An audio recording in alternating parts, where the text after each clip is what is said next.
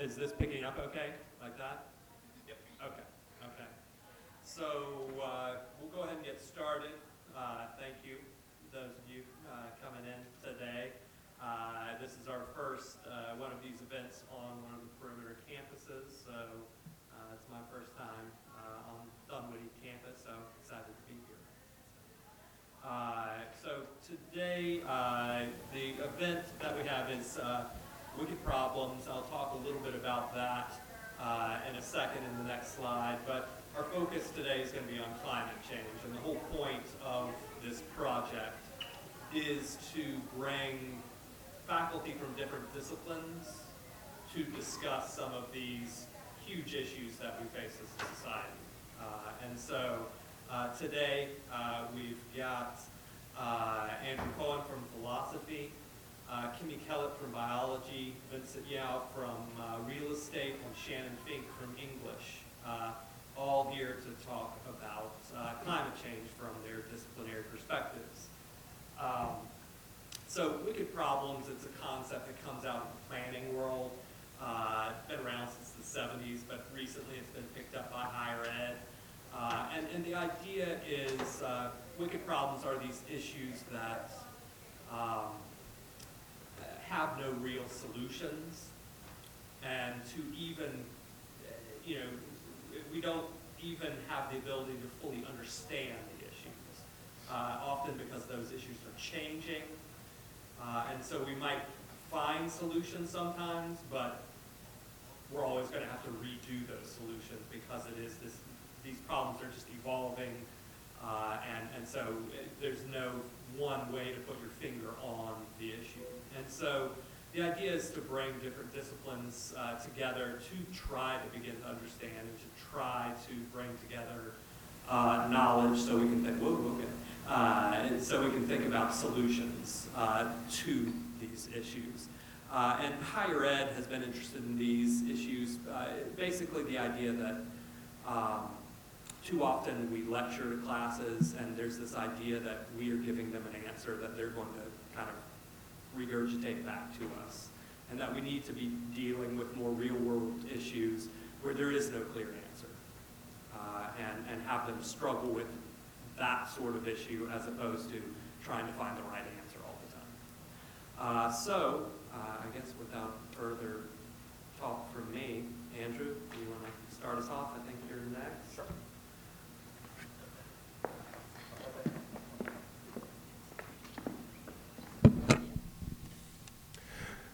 Is this good? All right, I'm going to stand away from the podium so that I'm not hiding over here. Well, good afternoon, all. I'm Andrew Cohen. I am chair of the philosophy department in the downtown campus. And as I mentioned, I am a philosopher by trade. And one of the things that we do for a living is we ask difficult questions, often about things we take for granted. And what philosophers do is we often examine issues about meaning, about justification, and about topics ranging from knowledge, the foundations of existence, and relevant to our topic today, the social and political institutions that shape our lives.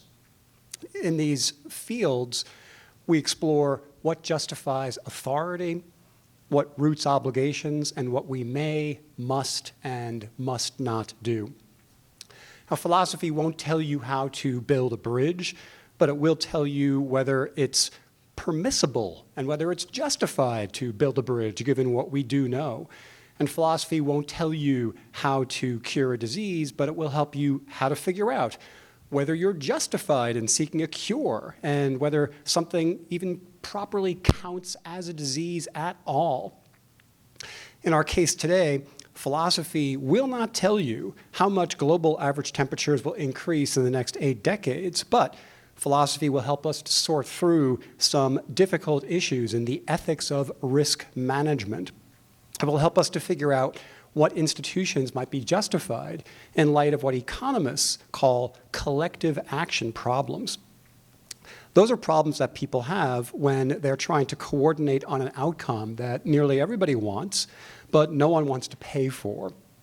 Now, philosophy explores questions of justification, and it explores questions of meaning by examining concepts and by offering and assessing arguments. Those are its tools: careful conceptual analysis and offering and assessing arguments.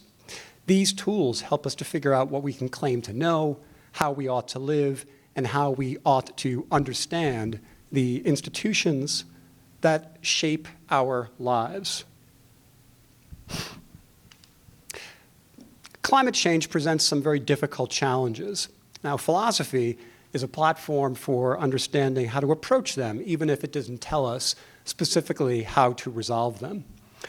Among the challenges, we're not sure how things are going to go. It's hard for us to predict the future, and it's hard for us to know what it is that we may then do. Now, of course, this is true of nearly all the decisions that we face, but here the decisions are especially important because they involve massive amounts of wealth, opportunities for living well, preservation of cultures, communities, and sacred spaces, and attention to the continuing impacts of past injustices. There are other problems. People disagree. Sometimes their disagreement is reasonable. When people disagree, it's not always a sign of some mistake. Sometimes people have different values. They've got different commitments in some way, and they interpret the data differently.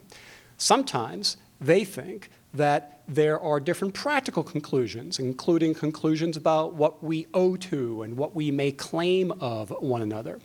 Now, this is especially important when it comes to matters such as climate change. Many writers are keen to point to a scientific consensus on this issue, but the consensus only goes so far. Many details are unclear. The moral implications of whatever it is that scientists agree on are not something that we can just read off of the world. We have to figure it out based on our best understanding of values and principles on which we can agree. We have to recognize that sometimes we're just not going to be able to reach consensus on these matters. Now, of course, that's going to potentially generate a lot of conflict. Then we got to figure out how are we going to continue living with each other when we can't reach complete consensus.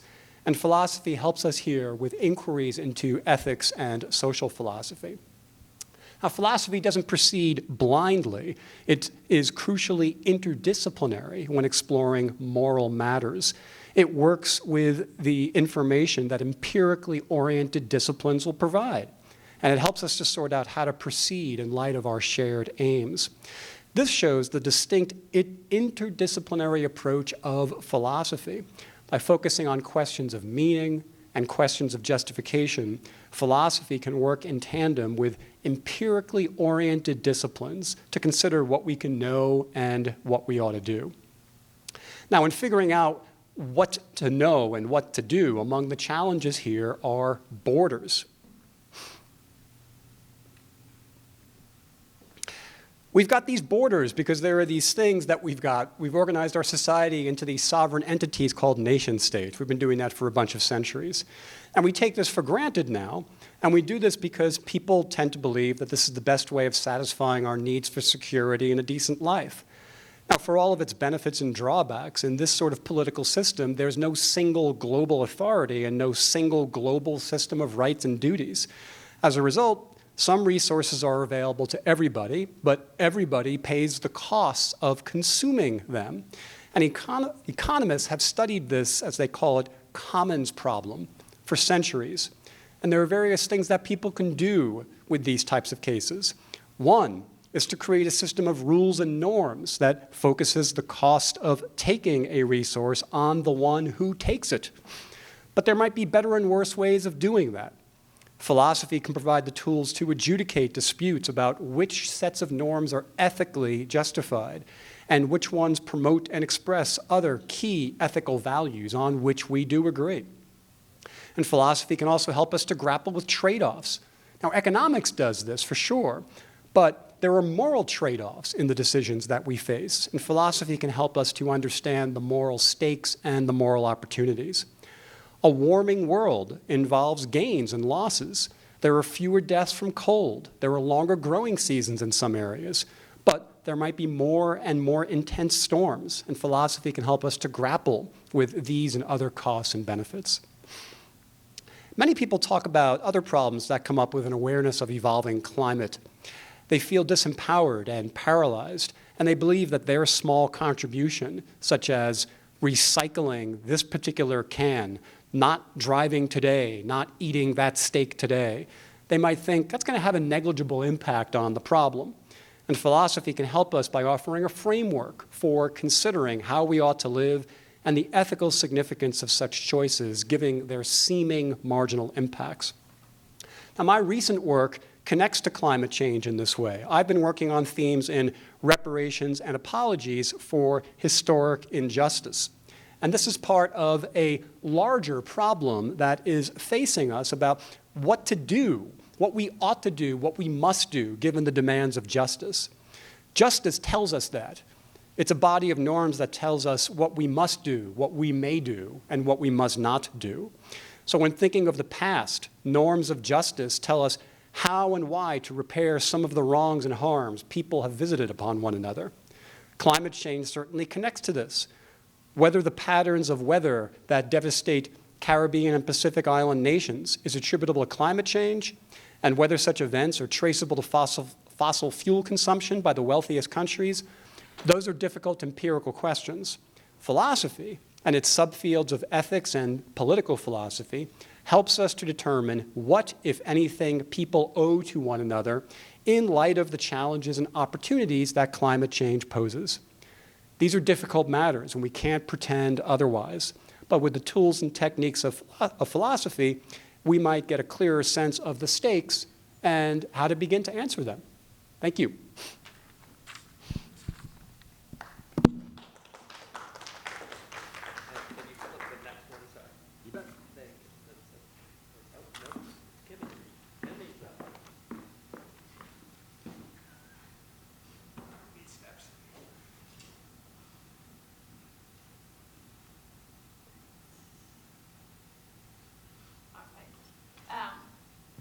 I'll use this.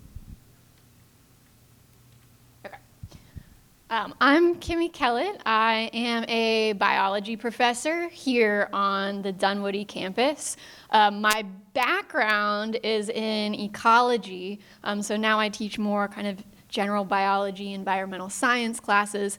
But my background comes from understanding ecology, which is all about different connections, right? And so when I frame the problem of climate change for my students, usually what we're thinking about is understanding interactions, right? The problems as well as solutions that are embedded within some of these interactions. And so when we think about the problem of climate change, one of the biggest jobs that biologists have is understanding, right, the impacts of a changing climate on living systems, right, on our plants, animals, ecosystems, and also on humans, right? And so I don't study coral reefs. I picked this example because it's a really nice, I'll say, continuation of all the interactions we have going in just one simple ecosystem. So when we think about the effects of climate change on coral reefs, right, probably people have seen articles on coral bleaching, right, bad things that are happening to coral reefs due to a rise in ocean temperature, ocean acidification. And so this, is bad for the coral. It's bad for all the fish that live in the coral reefs, all the other organisms that live there. And it's also bad for tourism industry, for the fishing industry, right? And so it feeds back into human society as well. The next kind of interaction that we work to understand is what can humans do to help, right? How can we help this problem? And so this was an article or some recent research about scientists that were working to bring coral to areas where the ocean temperature was a little bit more tolerable for them, or to literally take it back to labs, preserve it in labs until we have a longer term solution. So we preserve that genetic diversity of the coral. Then another type of interaction occurs within the organisms themselves. Right? And so there was some recent research that found crabs actually have a positive impact on corals, because what they do is they kind of eat this algae that is contributing to some of the coral deaths that we're seeing due to climate change. And so there is a team of researchers working to breed and release these crabs into the coral reefs so that they can kind of help clean up and hopefully have a positive feedback into that coral reef ecosystem. And then finally, we work on understanding kind of the feedback between healthy ecosystems and the climate itself. Right, so how does maintaining healthy ecosystems like coral reefs, like forests, how does that help us mitigate some of the other effects of climate change, right? And so there is a lot of work out there on the importance of coral reefs, on the importance of healthy coral reefs in terms of protecting our coastlines from erosion, from sea level rise, from hurricanes, right? All of the other things that come with climate change. So in this one kind of simple ecosystem of the Florida coral reefs, we can see all the different aspects of these connections that biologists study playing out.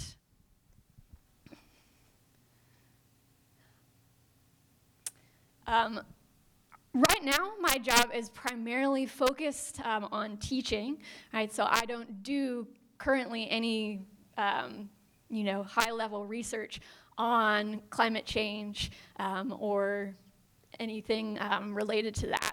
But I do bring this topic into my classrooms pretty regularly, and I had designed a research-based lab that works on measuring the impact of our campus trees, kind of going back to how organisms can help mitigate the effects of climate change. So we look at how our campus trees pull carbon out of the air.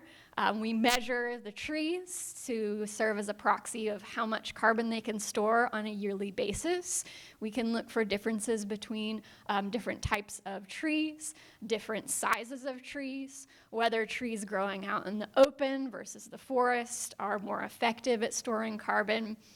And I also guide the students through an exercise where they actually calculate how many trees it would take to offset their carbon footprint, and the number is very big. So they're always surprised to kind of learn just their impact, how many trees it really takes to offset that. So I try to incorporate that into a couple of the different labs I teach in biology and environmental science. All of these problem understanding and solutions, we can't do it without other people. Scientists, biologists are not known for their strong communication skills. Some of us are better than others. But we rely a lot on journalists, artists, performing arts to help people make emotional connections with the work being done in climate change, as well as just to kind of communicate it more effectively, make it something that's appealing to people so that they can care about it. We need help in terms of solution design from engineering, computer sciences, right? As we engineer or as we develop these solutions, sometimes we don't have the tools that we need in our labs to actually carry this out. So we can work with other disciplines that have experience in designing tools and other mechanisms to carry out some biological solutions. And then finally, this kind of ties back to Andrew's field of philosophy, understanding the ethics of implementing solutions. Is it ethical to release a whole bunch of crabs into a coral reef ecosystem where they may not have lived before? And is it ethical in terms of the people living in these different areas where we're implementing climate solutions, right? So understanding economics, understanding the political structure of an area, and understanding community function in those areas is also important to make sure that the solutions biologists come up with can actually be feasible, ethical, and carried out within communities. Okay.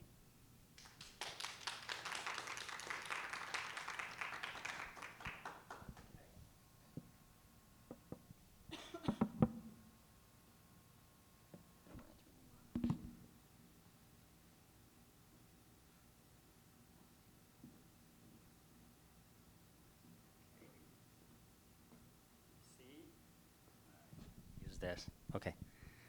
Very, very happy to be here. My name is Vincent Yao. I'm a professor of real estate, professor of finance on downtown campus, Robinson College of Business. So I'm an economist by training. So when economists, we actually approach the climate change or the issues related to climate change, the main framework we rely on is called the market. So in this market, right, there's a supplier, which we typically call the firms. There's also a consumer, right? And we call households, right? So the role of firm is to produce goods and services for the consumption of consumers. And the mechanism to do this trade, right, either trade-off, all of this is called the price, and also the quantity, right? So the assumption is that in an equilibrium market, right, if consumers paying the right price for the right amount of quantity of goods and services they purchase, right, everybody should feel fair. This transaction should be very, very sustainable, right, in the short term and in the long term. Now, in the context of climate change, this is often not the case, right? So the challenge is really when a firm produces pollution, right? Green gas pollution, all of this, they're not priced adequately, right? They should be, charged $1 million. But, in the real market, they're only charged $500,000. Why? Because there's externality, right? Because the pollution might flow from their backyard to the neighbor's backyard, and you don't observe, and it's very hard to enforce. So economists' job is to kind of quantify this total, effect or / cost of the goods and services produced by the firms, and trying to quantify how much is the fair price. We should ask or mandate, the firm to produce. Eventually, the people who actually become the victims of pollution, right, will get compensated, by basically pricing in the so-called externality, right? Now, who enforces? Of course, there's a government here, right? Sometimes the government, sometimes the intermediary here, right? So you can tell economists, right, truly believe in the market, right? If there's a market, right, climate change or the crisis of climate change can be addressed, right? So this pricing mechanism, design of the market is a central feature of economics, when we actually talk about the climate change.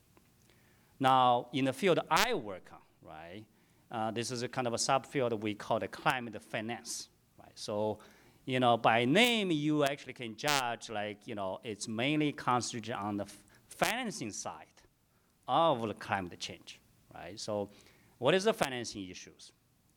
It's basically when you go buy goods and service, when you invest your money in certain financial or real estate assets, right?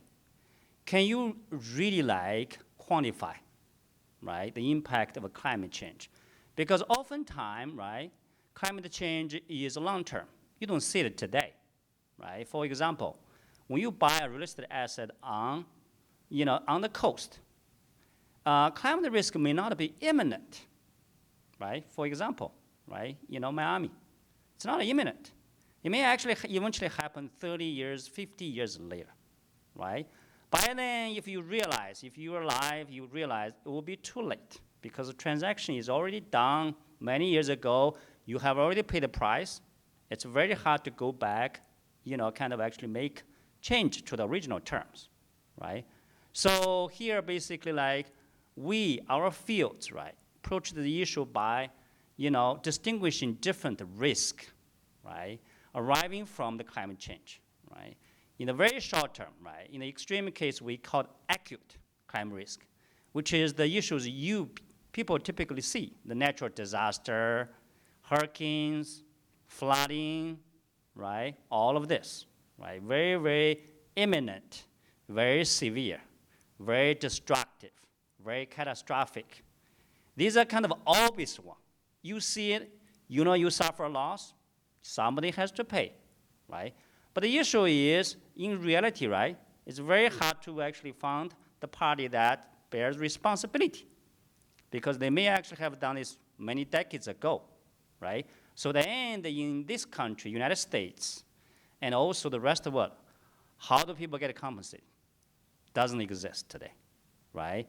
That's why, when you see, whenever there's hurricanes, right, people's house get wiped out, they suffer huge loss, sometimes like human life, sometimes property damage. Who eventually pays? I'd say nobody, right?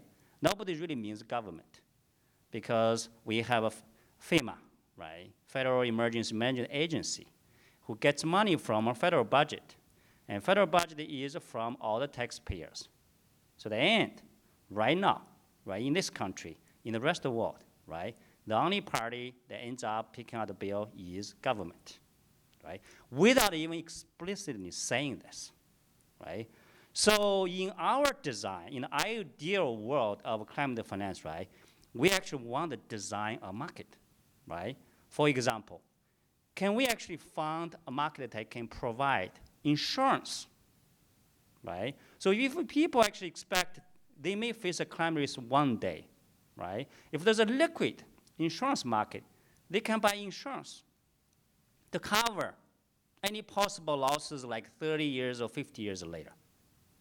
Unfortunately, the market doesn't exist, right? In Florida, right, you would think 40% of losses from all natural disasters come from Florida.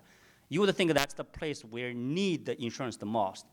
Ironically, that's also the market that we actually miss the most, right? You read the news, right? All the large insurance companies keep exiting, right, from time to time. Why?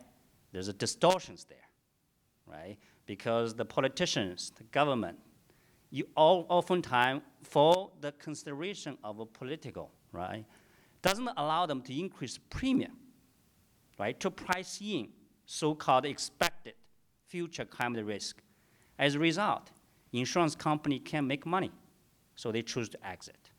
Then, eventually, right, how do we solve the issue? Any remaining operator either are funded by government or they have to increase the premium to a point that homeowners cannot, afford anymore. Right? So that's one examples like we see, type of issues my field, kind of actively explore. Second is, okay, can we actually mitigate or hedge this issue using other mechanisms? For example, if I actually see and be able to quantify the total exposure or the emission or pollution produced by this one particular firm, let's call it a brown firm, versus there's another firm who's the good citizen of the society, right? They don't pollute, like Tesla, for example, right? They actually produce offsetting mechanism to address the future climate change.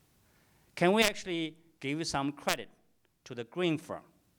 Can we actually give some penalty, right? Financial charges to penalize the brown firm? Eventually, right? So that the brown firm realize they actually commit, right, all they have imposed a lot of cost to the society as a whole, then they should, change their behavior on a going forward basis. And here, again, the pricing mechanism is the most sustainable way in the economics world to force all the firms to change their behavior. That's precisely like, how we actually explore these issues. So there's one example is a recent project I did here.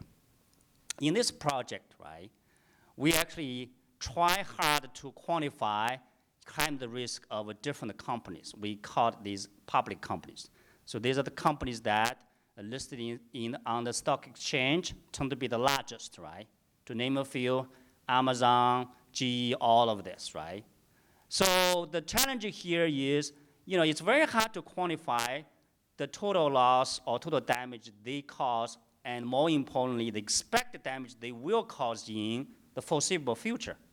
So what we do is we read the transcript of this earnings call they have on a quarterly basis mandated by the government, Stock Exchange Commission. So on these calls, they talk about the issues facing their companies. They're also analysts, reporters, audience sitting there asking the hard questions. And required by law, they have to answer these questions. And if they make a false statement, it's legally liable, right? It's recorded, and that transcript data is, stored by government. So we obtain this data, we actually read what they talk. Using these keywords, we actually develop, a measure that quantify, the exposure of these different firms to, so-called natural disaster risk, long-term weather change risk, the regulation, change risk, all of these firms. And we were hoping that, we actually can classify these firms or label them into the broader categories such as, are you a green firm? Are you a brown firm? Are you somewhere in the middle? And even among the brown firms, right, we also trying to separate them further, okay? Yes, you are a brown firm, you are, you are oil company. But are you trying hard to proactively solve the climate risk issue? Or maybe you're not trying hard, right? So one is called a proactive responder. The other is non-proactive responder. So we have all these different classifications here. And then we test them, say, okay, I have these labels here. But do markets really can price them? See if they have different behavior, if they actually paying extra money to obtain the same loan or get the same dollar from the capital market. So that's precisely this research do, and eventually we found, and this measure is actually, pretty effective. You can use them. They are updated in real time every quarter for almost all of these firms, right? If you actually want to find basically behavior or exposure of these firms, you can basically use this data, right? For example, if the government is truly interested in solving this issue, now they were complaining about they don't have a data. Now there's a data here. We actually show them you can use that data in your decision making to really correct their behavior. So collectively, this issue can be addressed. It may take time. So this is a kind of a market-based approach taken by economists. But there's also caveat limitation, right? Because oftentimes, the assumption is everybody has the financial means, resources to buy stuff, to pay stuff. In reality, we know actually this is not true, right? There's a developed world, there's a developing world, there's basically rich people, there's a poor people, right? So poor people, oftentimes do not have resources to participate in this market. Even if they know this is the right thing to do, they just cannot, right? So here, obviously, economics can't really work as expected. So we have to collaborate, right, across different disciplines, right? Now we have to work with other fields, right? My dear colleagues just, showed some of the approach they use, Oftentimes, these approach are complementary to each other, right? They share goals, objectives, right? So collectively, they might actually, work together. So here, this is one example, right? If population, if the society or particular neighborhoods do not have financial means to participate in this ideal, sustainable market design, government has to intervene using policy tools, right? So there's a need, a tremendous need to really work across disciplines. You know, together we can address this issue, okay? That's me. Oh.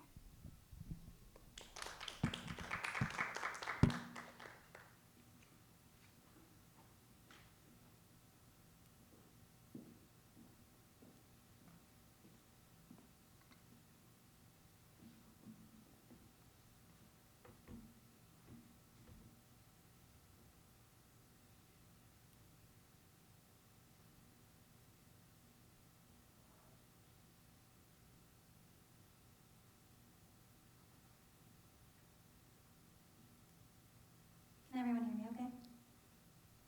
Hi, I'm Shannon Finck. I'm in the Department of English at the downtown campus. This is my first time here. It's lovely. What I have to say might sound a little esoteric after that, hopefully in like a pleasurable way, and not a super weird way. So I'm basically going to start with some facts and then move into some fictions, which is, you know, what we do when we study literature and creative writing. So the facts on the ground really are that climate change poses significant and undeniable material challenges to human and non-human thriving. This is a thing we know. We also know that it poses significant philosophical challenges for human beings, especially to the ways that we think about and plan for the future. So one thing that human beings are really good at is reasoning, adapting, innovating, but we're not terribly good at imagining the future in any terms other than a continuation of the present or an entirely apocalyptic scenario. And our media, particularly our climate media, bears this out. We see a lot of apocalyptic scenarios unfolding, especially in the most popular representations of climate futures. So the study of literature and the study of climate change kind of intersect here, at the point where the stories we tell start to paint a picture of our historical thinking on a particular subject, in this case, environmental crisis, and where they might diverge from this course to help us think about the future differently. So what I'm going to do is kind of unpack what are going to seem like some sort of dense quotes about how the study of literature can help us think about these things. So I want to start with a scholar, Stephanie Lemonagere, who thinks about climate change in terms of genre. So scholars of literature have spent the past decade or so looking at this question of climate change, climate writing, and Anthropocene genres, and particularly whether and how climate writing or Anthropocene writing might help us not only envision living on a radically changed planet, but also how we might kind of want that life. And Lemonagere will think about this in terms of how people are looking for narrative to give us kind of patterns of expectation, to kind of understand how to think about the future, how to believe in the future, how to want the future that we are facing, rather than thinking about the apocalypse. So we look to narrative often to teach us how to live and how to think about things. And so one thing that Lemanagere's work points out that I think is really interesting is that we are interested in more than just survival. We need to think of the future in terms of something more than just problem solving.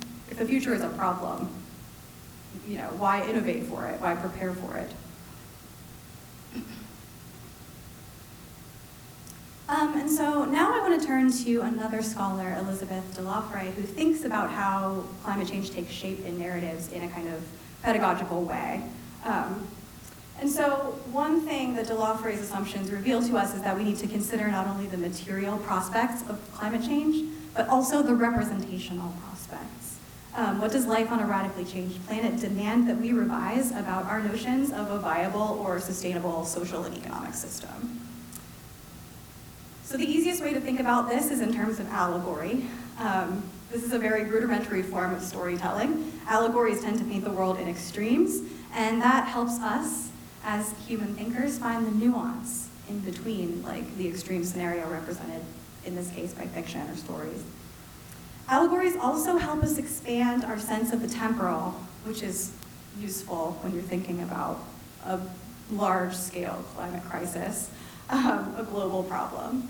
So allegories purport to address everyone everywhere across space and time, and this is obviously a provisional fiction, but allegories at the very least remind us that there are some through lines to connect us, both historically and geographically, to sort of different moments. So in the time that I have left here, I'd like to demonstrate in my own work how this kind of works by sort of weaving together a couple of literary texts that kind of engage these scholars' ideas. These are also texts that I teach in my classes, and so you can kind of see how this might unfold for students as well. In her collection of lyric essays Undrowned, Alexis Pauline Gumbs invents a meditative strategy she identifies as marine mammal apprenticeship, a contemplative practice drawing largely on the metaphorics of whale and dolphin behavior in order to illustrate the ways sea life can help us navigate the sea change, both literal and figurative, of impending climate crisis. Our marine mammal kin, Gumbs writes, are amazing at not drowning. Therefore, they have much to teach us about vulnerability, collaboration, and adaptation. As the ocean rises and coastlines shrink, and we contemplate our own species' survival in a drowned world. Gumbs' interest in the context of undrowning is both historical and speculative. On the one hand, it reflects an effort to locate the self in a shifting relation to existing stories, constructs, systems, and ecosystems, in which we are misled to believe it is possible only to sink or swim. On the other, it offers an emergent strategy for learning to transcend the treading of water, waiting to be held or held down. And this is a long quote from Gumbs I'm going to read right now. Those who survived in the underbellies of boats under each other under unbreathable circumstances are the undrowned. And their breathing is not separate from the drowning of their kin and fellow captives. Their breathing is not separate from the breathing of the ocean. Their breathing is not separate from the sharp exhale of hunted whales, their kindred also. Their breathing did not make them individual survivors. It made a context, the context of undrowning. Breathing in unbreathable circumstances is what we do every day in the chokehold of racial, gendered, ableist capitalism. We are still undrowning. And by we, I don't only mean people like myself whose ancestors specifically survived the Middle Passage, because the scale of our breathing is planetary at the very least. Likewise, Karen Russell's The Gondoliers, the penultimate story in her 2019 collection Orange World, unfolds along precisely such a climate frontier, the flooded byways of submerged Miami known as Bahia del Oro, Bay of Gold, to its undrowned residents, who are described as illegal holdouts of a hasty and permanent evacuation. The story is narrated by Janelle Picaro, the youngest of 4 orphan sisters who make their living in the sunken underworld as ferry women, gondoliers navigating the inundated city, sounding its depths through echolocation. It follows Janelle on a dangerous fare, a journey to the heavily polluted waters of Bahia Rosa, abutting a crumbling seawall that failed to protect Miami from rising tides. Like marine mammals, Janelle and her sisters use bioacoustics for both navigation and communication, but when she visits this dead spot, she can't communicate either with her sisters or with the earth. And so a tension unfolds.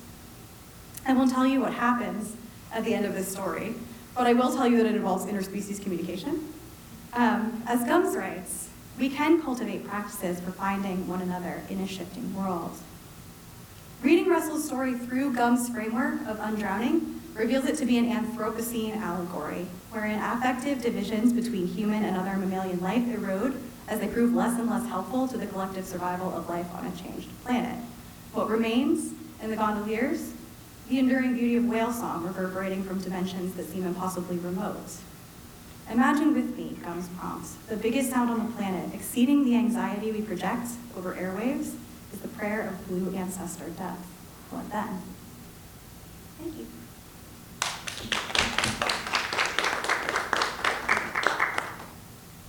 Try to climb up here like Andrew. I'll have to work a little harder. Okay, so I am going to shut down this system, and we've got some chairs We've got some chairs that we can sit in to have a little Q&A, talk to one another, maybe get a few questions from our audience. So, and we will need to use this so the filming can pick it up. So I'm going to ask a question or two, and then if y'all have questions or you're thinking about questions, just come to the front and I'll hand you the mic. So it's varied. We've had several of these events, and some people focus more on Atlanta, some don't. And so we didn't have much focus on Atlanta. So I'm wondering if any of you or all of you would like to say something like, the problems, the solutions, what are we seeing in Atlanta connected to climate change? Does anyone want to take that up?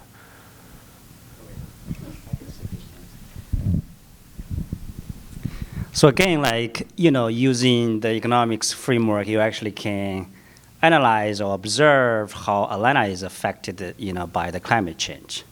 So one is we call it direct impact, right? Over the years, you do see that there's an increase in the frequency of these natural disasters, right? Flooding, for example, right? Just this past 1 year, actually, my backyard has been totally flooded, right? So this has never happened before, right? So that maybe that's isolate the event, but globally, right? We do see that increased frequency and intensity of these extreme events happening as a result of this. So obviously each time, right, it incurs significant material loss in both human life and the properties, right? So that's a direct impact, right? The second one, which is a more interesting issue, right, to economists is, again, externality, right? So in a way that Atlanta may not be directly impacted, but because of some of the extreme events happening in our neighboring states such as Florida, Alabama, and Atlanta, as a result, got affected, right? So one observation would be whenever we are in the hurricane season, right? You do see that our parking lots, hotels, resources are packed, consumed by, the people, nice people from orange states, right? So our parking lots are packed by this. Normally you would welcome, right? But again, you do have to recognize the, adds to the consumption of, if any, limited resources, right? So that's one.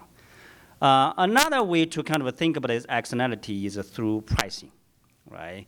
So one good example is the homeowner insurance, right? I mentioned about, whenever there's a natural disaster, homeowner insurance in Florida, all these coastal states tend to change significantly, right?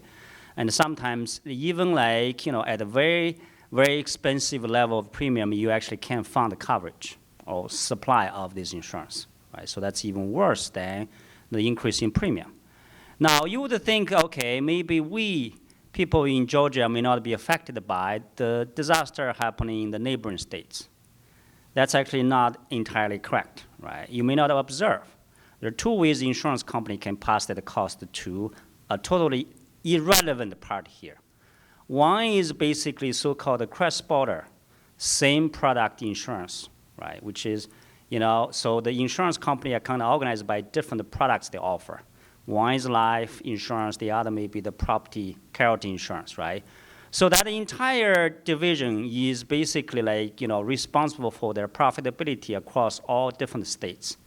When they lose money in Florida, right, the first way they're trying to basically restore profitability, they're going to increase the premium in other states, right? Georgia becomes an easy target, right, for whatever reason.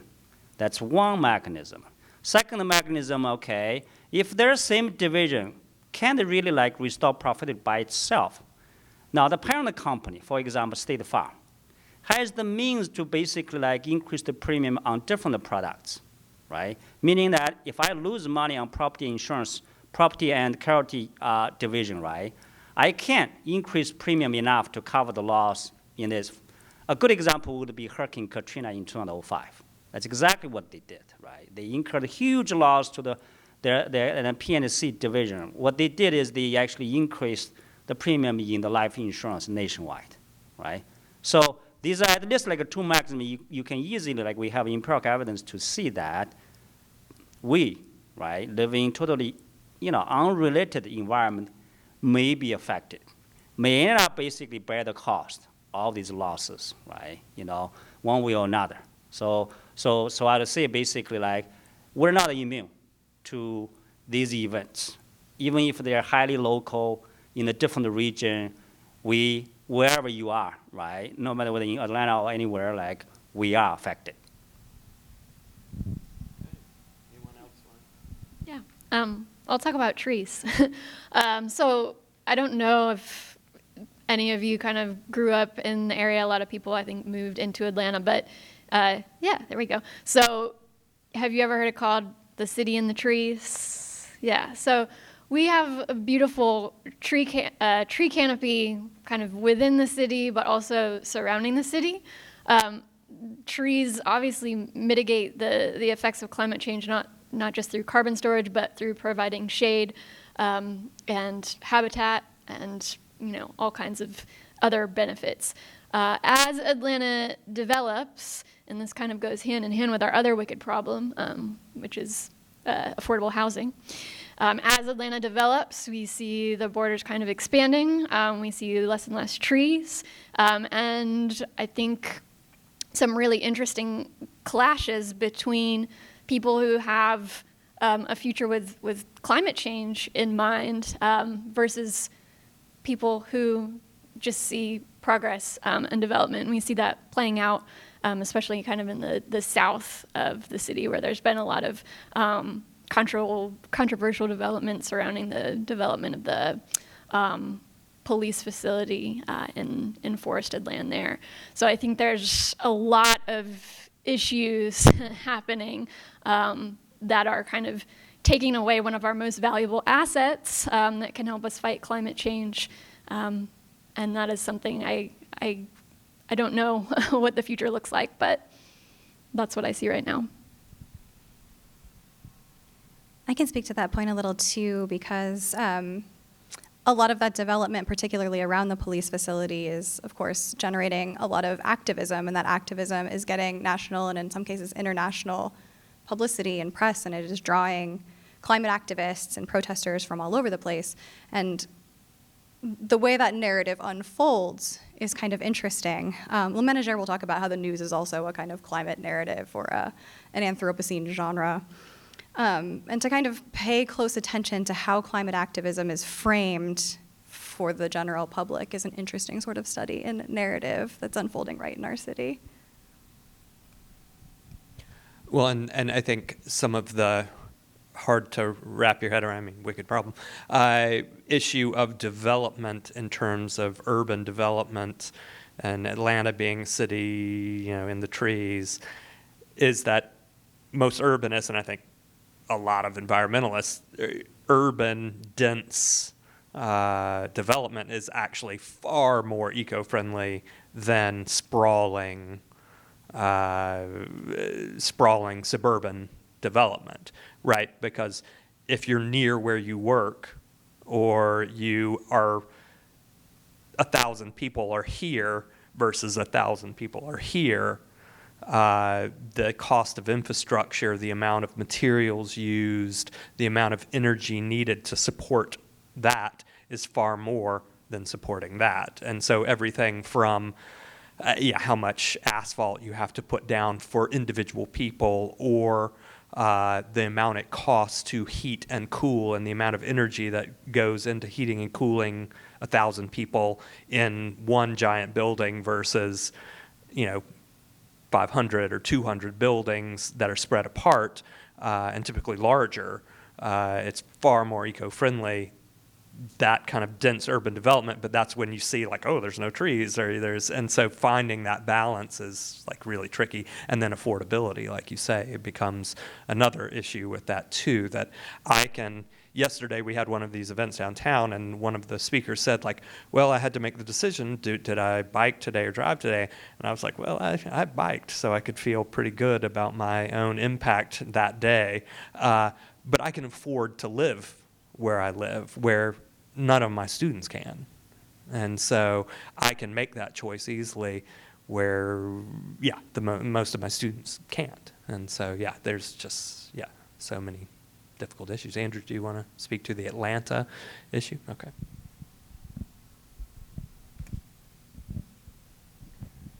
Just echoing what Vincent pointed out about the interconnections of markets, I think that's really important. We can't undersell how it is that people in Atlanta and the prices for the goods that we buy are impacted by what happens in other places. Another feature of Atlanta that Atlanta rightly celebrates is that we're a cosmopolitan and international city. Many of the people here have connections with other parts of the planet, and people are stakeholders in what is going on elsewhere. Their families, their native lands are being impacted by what's going on, and it presents moral opportunities and moral challenges when thinking about how to proceed with climate. So just emphasizing the interconnectedness of it all and how, as a city, we're especially tuned into that sort of thing. Well, and does anyone in the audience want to ask a question? And I'll hand it up. And I'll throw it with the international. There's also the problem of we have the busiest airport, which is probably one of the worst pollutant. Yeah, and so there's that element. I almost said good morning. It's not the morning, is it? Good afternoon. I have a very simple question that I hope doesn't expose myself, but can you define Anthropocene? I think from context clues I figured it out. And then also, is there historical literature that we can look at to also help us navigate this whole climate change?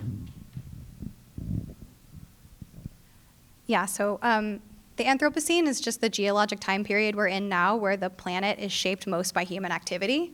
The previous geologic time period, to give you a frame of reference for this, was called the Holocene, and that meant that the biggest impact on the planet was the sun. So now we're the sun, basically, which is, we're like a bad sun. It's really difficult to kind of wrap your mind around, but interesting.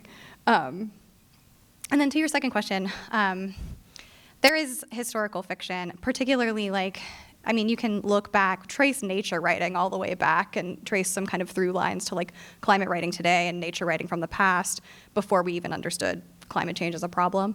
But I think a lot of scholars are really focused on speculative genres like science fiction. So for example, Frank Herbert's Dune series would be a really good example of people thinking about environmental problems and through questions of terraforming and things like that. Also, Kim Stanley Robinson, who's a famous science fiction writer, famous for this Mars trilogy, Red Mars being the most famous one. There's a lot of sort of futuristic technology in those books that is kind of becoming a little bit more realistic in kind of scary and interesting ways. And Kim Stanley Robinson right now writes pretty much exclusively climate thrillers. So it's a kind of interesting thing to see the through lines of science fiction all the way through to the present. Thank you for that question. Okay. Other questions from or if we have questions for one another, but I do.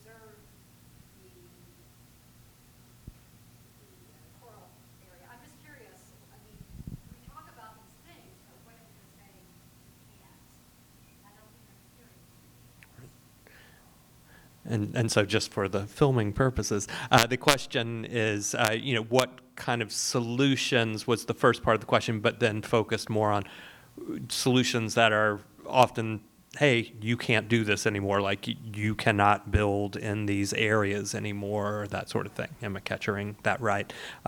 Vincent, do you want to start that one? And then. This is $1 billion question.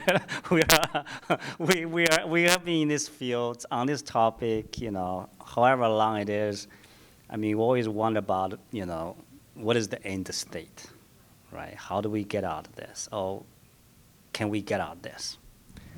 The more, at least personally, the more I spend time exploring these issues, more pessimistic I become over time. So there's a market distortion in our economics framework. There's also the political preference here, right, which is very, very evident in this country. So take an example, right? If, building on the coast, poses significant more risk to building on inland for a number of reasons, right? One is with the sea level rise, for example, what you see every summer, right? Downtown of Miami got flooded, right? So literally these, historically legendary restaurants, they had to build a wall to protect them, right? This is a kind of a phenomenon you probably have only seen the past 5 years, right? Which kind of really like, telling you that this is becoming, more and more visible, more and severe. It's very hard to ignore, very hard to kind of actually deny, right? At the same time, right, you see this ironic phenomenon is every time after hurricane, when the old neighborhood got flooded, destroyed,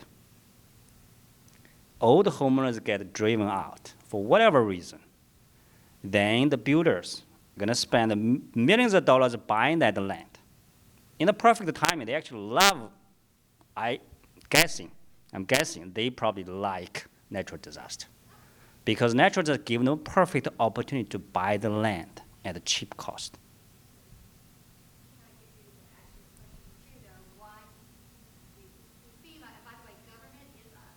Mm-hmm. So, I mean, we're paying the cost. Everybody's paying the cost. But what I wanted to know is how you don't build, people can't be compensated, they're compensated, and they're basically, they don't build there anymore. Mm-hmm. Like what happened with Katrina, there was areas that were flooded, they shouldn't be built. I mean, they were in very Yeah. bad areas, they should not be built on. Yeah. That kind of philosophy, is that around? I don't think so. And you just saw the recent election results in Louisiana, right? It has turned red. The governor now is, red. Florida, same thing. This is a kind of opposite to the reality here. In areas you definitely need more government, intervention to hike the cost for the developer to build or make the impossible build. It's exactly in the same region you actually see weakening of these regulations, right? So Hurricane Katrina is a good example, right? Actually, in past January, there was first time for me to go there to really tour. I mean, these affected areas. We have, watched this from the movies, reading the books, right? This is 17 years later. I went there and say, wow, depressing, right? A lot of these homes abandoned. Homeowners never return.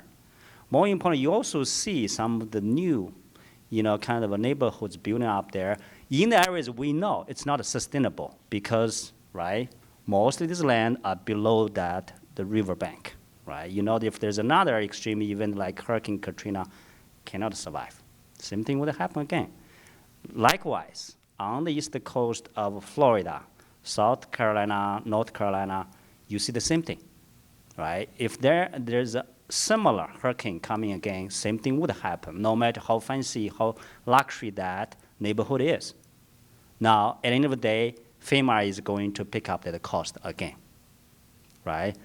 So nobody is stopping them, right? They actually, hurricanes provide a perfect opportunity for them to, drive out the old neighbors and acquire the land, build a more luxurious like neighborhoods welcoming the, empty nesters from the north, right? This is clearly what we have seen, the patterns of development, right?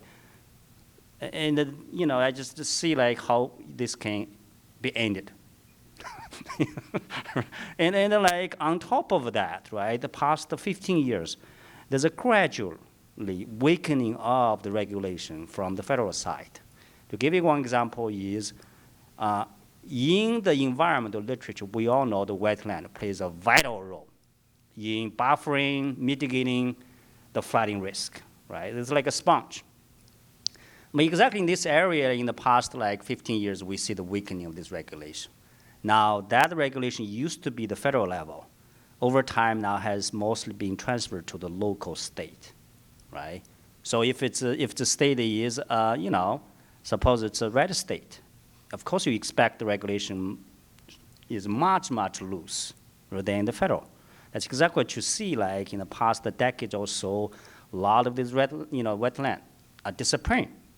Where do they disappear to? Development, right? Development. So we actually live and breathe on the topics like this, right? But at the end, the more research, at least I do, I just feel like one day I cannot continue on this, right? Since I have the mic in my hand, I just want to recommend to you Elizabeth Rush's book, Rising, which is a sort of a long-form work of investigative journalism where she travels around to coastal communities that are being impacted by not only the consequences of marshland erosion, but development too close to the coastline. And she interviews people, even people in communities who are being asked to relocate now from ancestral lands and things like that, to talk about how complicated it is to be you can't live here anymore, and how sea level rise is changing how we think of the borders of a nation in terms of not keeping people in or out, but in terms of how we offer aid and protection to people who are living in these sorts of precarious regions. So it's a great book. Highly recommend it.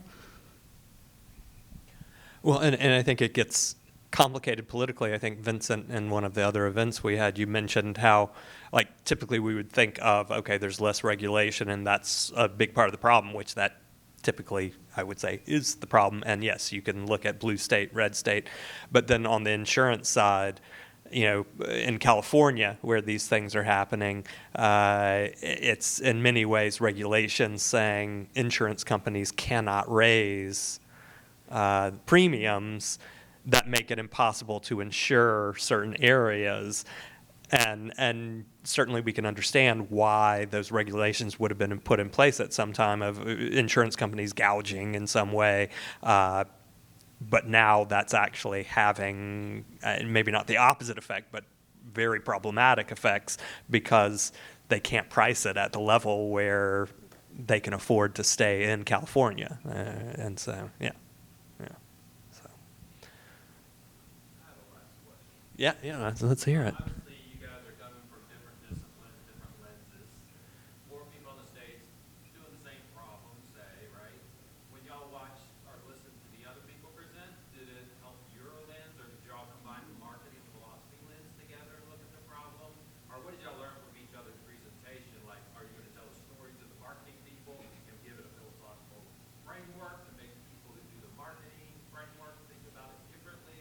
Are we going to add science to the market and the philosophy and then tell a story about it? What did y'all learn from each other's presentations? And is that picking up on there, or should I repeat the question? Just say what, yeah, you make up. Okay. So our question is, what did each of the speakers learn from one another? How can they directly apply? So I think everyone kind of nodded to the interdisciplinary nature of this, that we all know that, but is there something that came up in the discussion where you're like, I need to incorporate this in how I think about this or in my research, or maybe, Shannon and Kimmy now have a research project that they've come up with together. I don't know. So.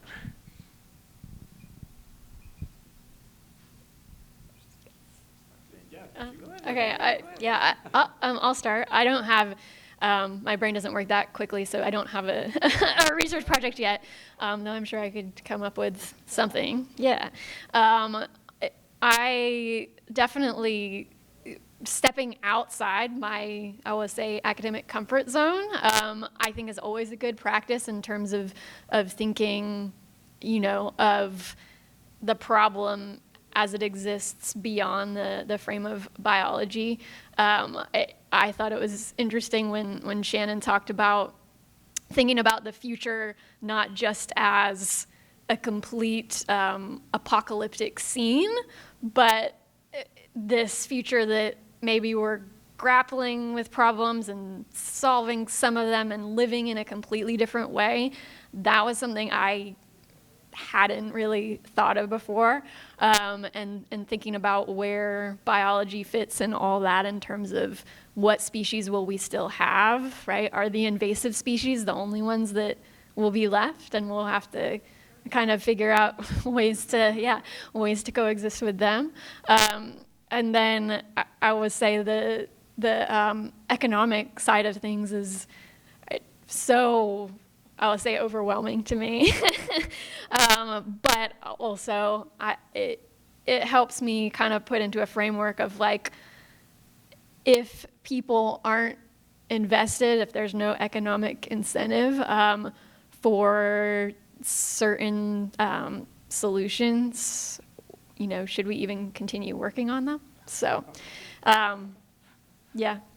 Anyone else want to go? Yeah, it's a good question. Thanks for asking that, and thanks for putting this together, Brennan.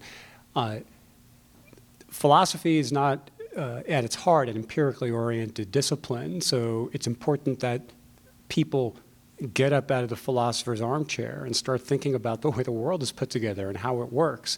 You have to think about what the impacts are on a changing climate to the organisms that we're sharing this planet with, and taking a lot from the economists in the world, institutions matter and incentives matter. The things that people do and how we structure our world shapes the reasons that we face and shapes the decisions that we face, and we wind up getting defective markets, as Vincent is describing, where we're hurting ourselves and we're just getting further entrenched into a maladaptive way of living on the land, and it's just perpetuating the problems that we've got.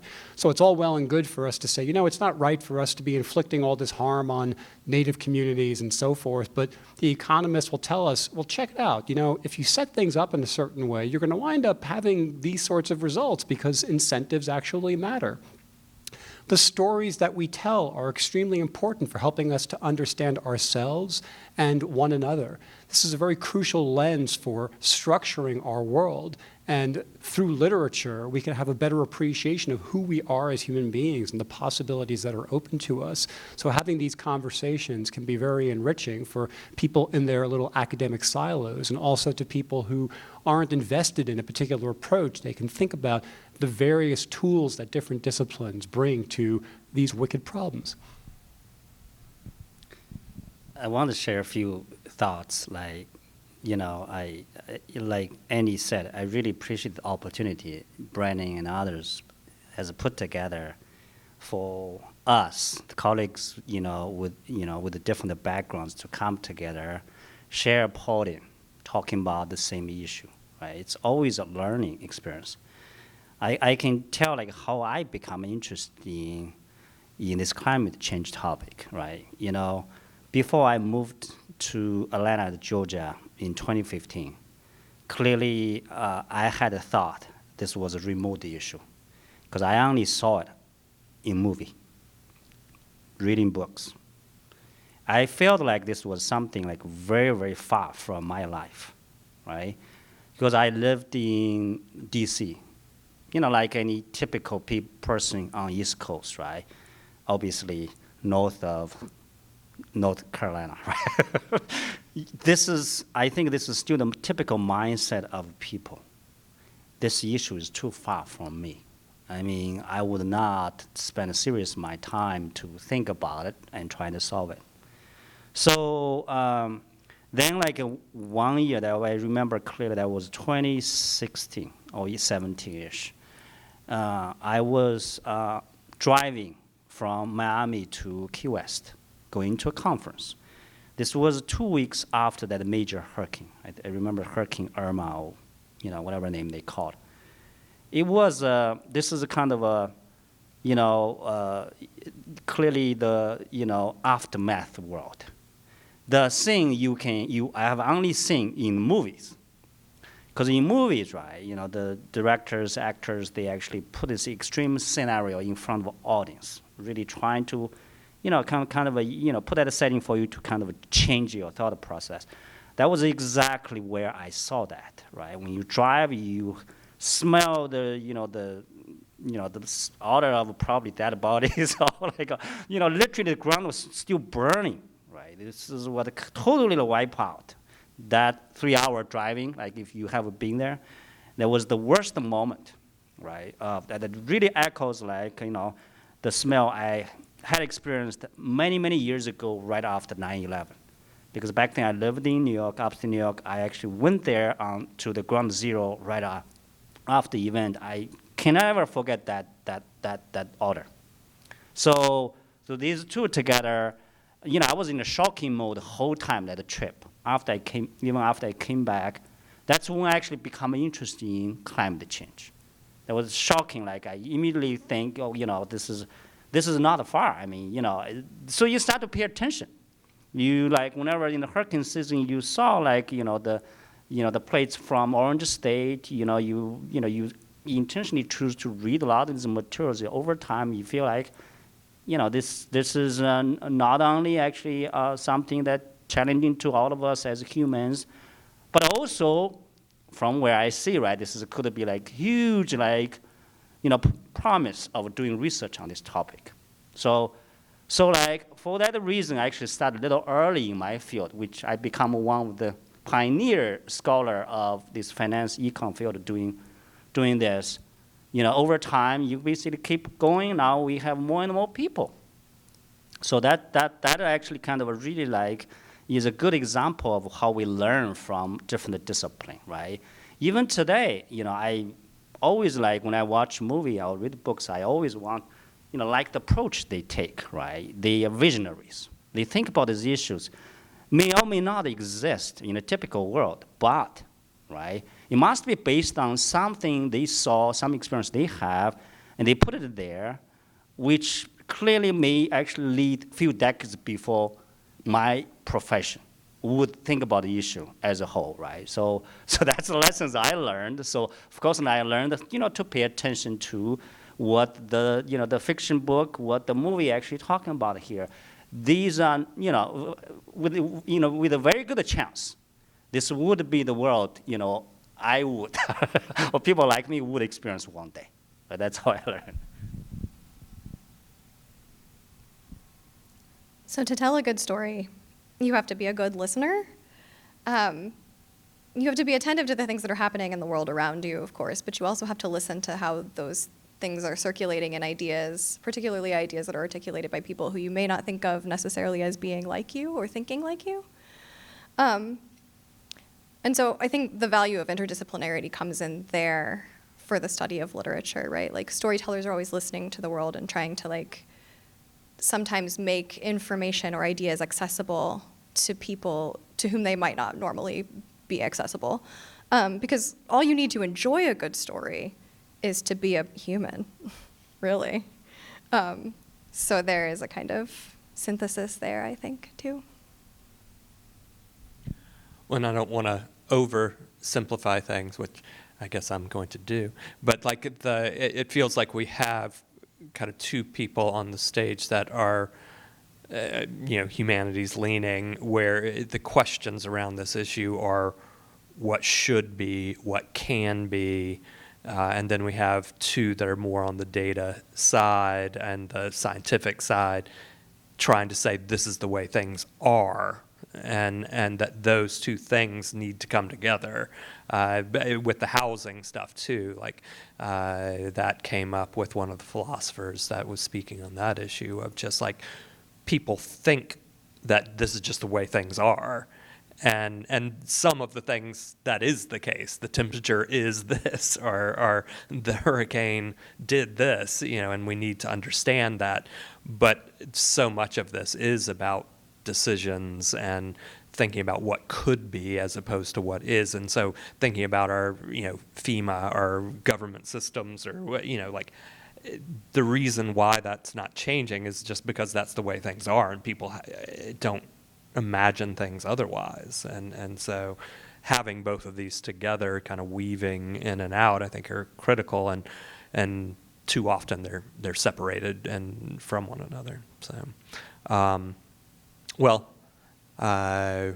guess that's a wrap. So thank y'all, and I'm excited. Hopefully some of these discussions continue, and thank y'all. And thank